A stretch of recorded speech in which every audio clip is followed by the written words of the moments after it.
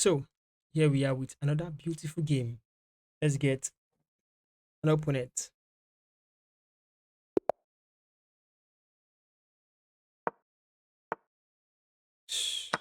Someone who plays the Scandinavian knows his stuff. Then bishop follows. Best spot to put the bishop at the moment. Now he wants to castle the long side. This is those guys that change the scope of the game.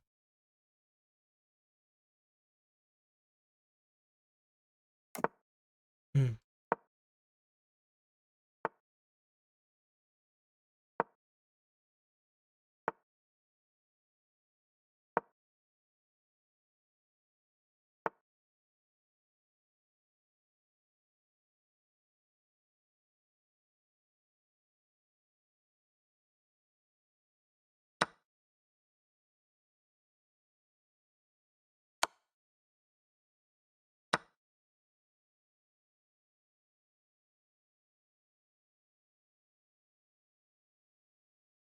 Mhm.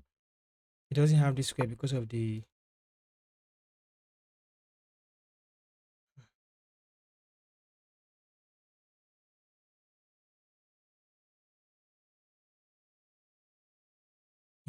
Why even waste time? Why should I just waste time? Why? Leave there now. He has to leave.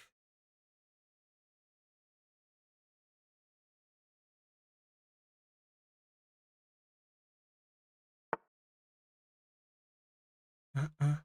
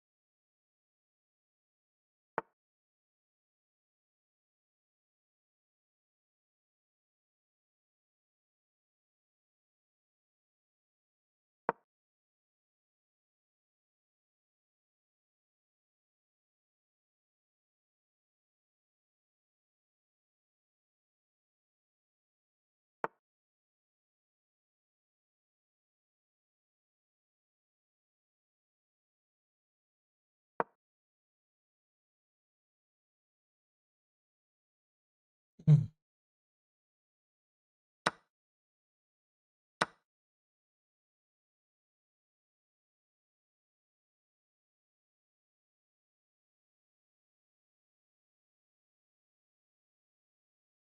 He came in quick. You are going out quick. Just please don't blunder, please.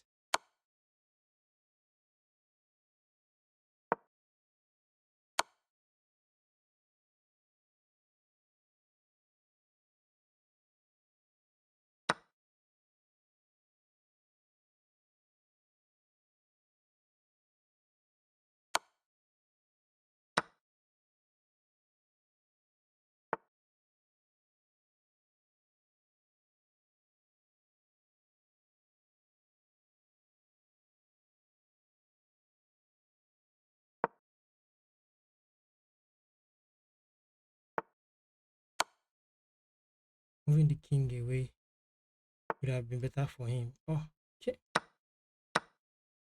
Let's go. Let's go.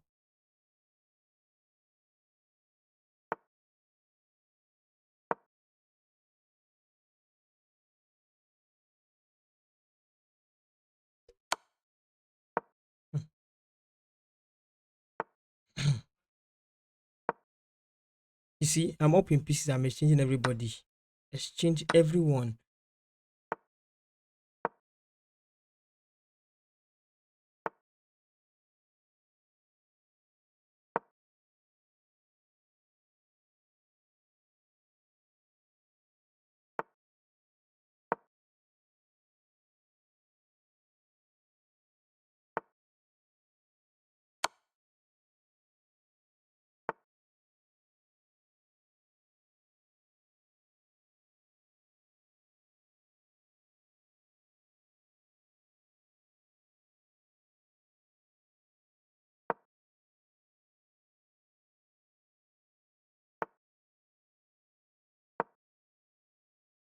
Hmm.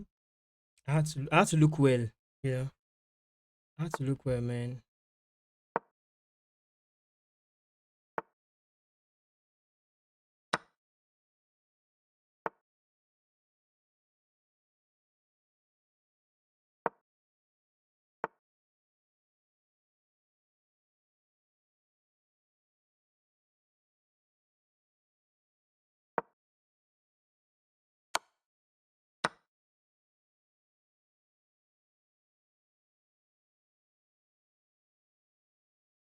Play that best thing you want to play. Play it.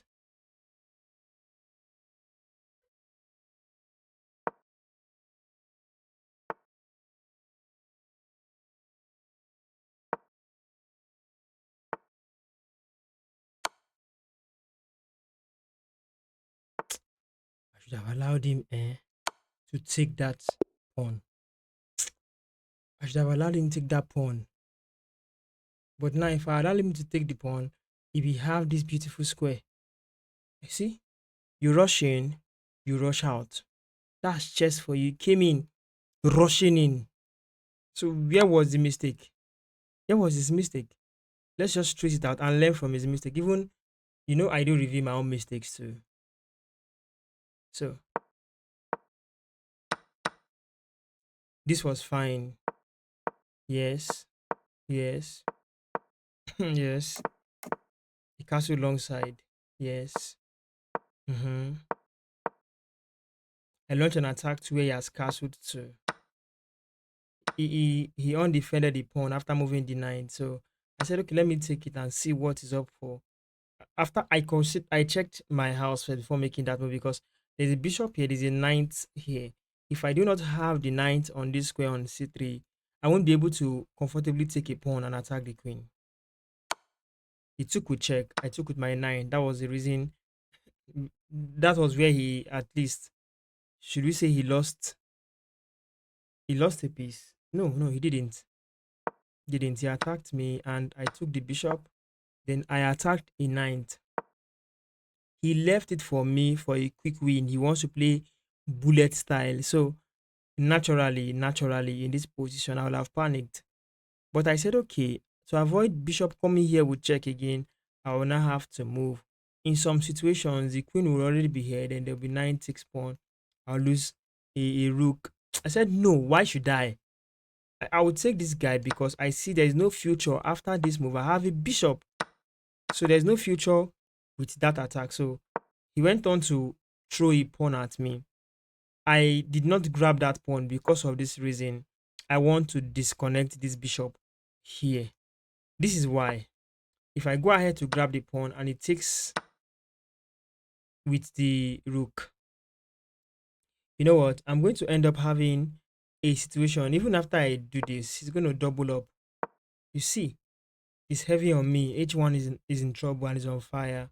So I have to do something. Instead, I said, okay, as early as possible, since these squares are still pretty much closed, there's no rook activity. Let me eliminate the bishop. So he went for pawn takes, right? I did not take the bishop right away. You know why? See, this is chess. Nobody's above mistake. In fact, there are mistakes everywhere. That's true. So in this case, if I had taken, he would take with the queen for this purpose.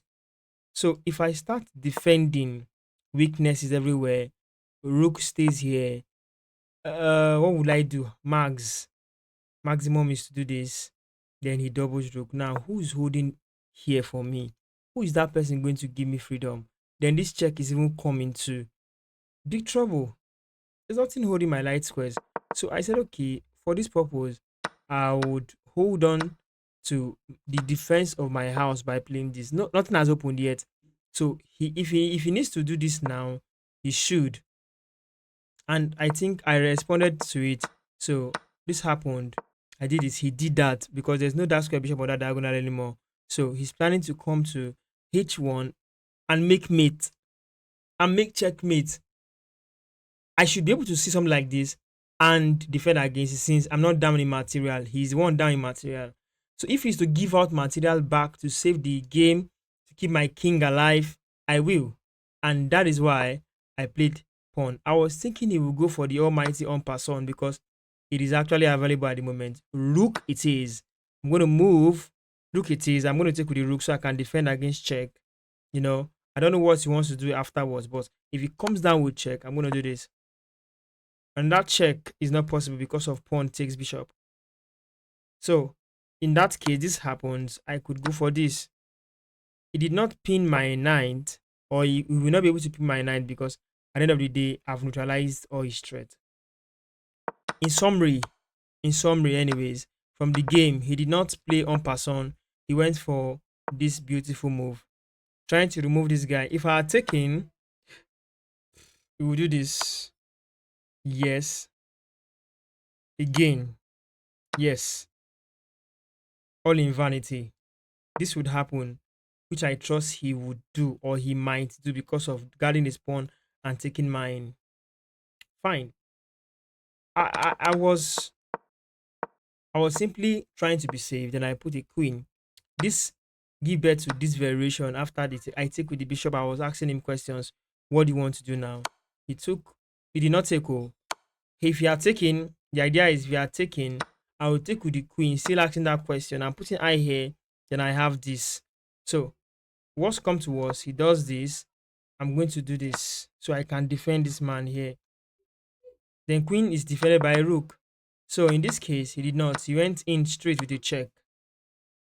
King just moved to a dark square that is free, which I made available due to en passant. I saw ahead. So this happened. Then he played pawn. I took with the bishop, still maintaining the contact with the bishop. He took, I took, then he went back. So one thing I now discovered is since he's done a piece and the queen is active, one way to narrow the whole game down is to exchange pieces. And that is what I went for after this move. So if he had wanted to fight on the board, he would have thought of playing this. You see, that is when my own thought may start dancing in. King move, maybe a check, perhaps. I move. I should be somewhere around here doing better, which is nice. So he did not see that coming. He played what he played. I had to exchange the queens off the board. So check. First of all, I avoided check and wanting to hide the king. Came here for the pawn. I defended. He checked. I moved in. Now I played to exchange more pieces. This happened. This happened. Attacking my knight. I went back to where I was. Well safe. Putting the knight on a safe square. Playing this pawn under the defense of the knight. Then mobilizing my rook to take this particular pawn. Now, the reason why I did not play rook to g8 early because I want to avoid, see, rook to g8, he goes here. Who is defending this guy? And the king has just two moves to get to the pawn. So I said, okay, with what I've known so far, this pawn goes nowhere. I have a knight and I have 1, 2, 3, 4, 5 against lesser number of pawns and rook for rook. So I said, okay, let me play this now, and that's what I did. So I can be closer with one move to the pawn. In case he does this, I will just defend and I'll still attack him to gain tempo to play my rook to g8. I did that. I gained tempo. He moved, attacking a defended knight. Good. I had a pawn now. Good. Yeah, he wants to spike up some activity here. I don't know what he will do here. He does nothing there.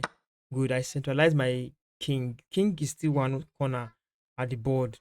The king is still there at the board, but it's still fair that the king is nearer to the pawn. Yes, yes, yes. He plans against it. And this plan looks beautiful. To avoid losing a piece, I said, okay, this guy is attacked two times. You know what? If I had, let me put it in a nice way. If I had left him, let's say, in this position, I choose to do, what can I do? He has this square, so I did not know he had here too.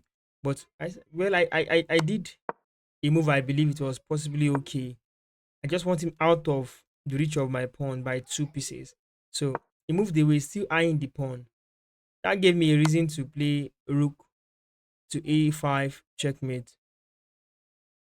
This idea, you can even think of it, use it and reason your own games too.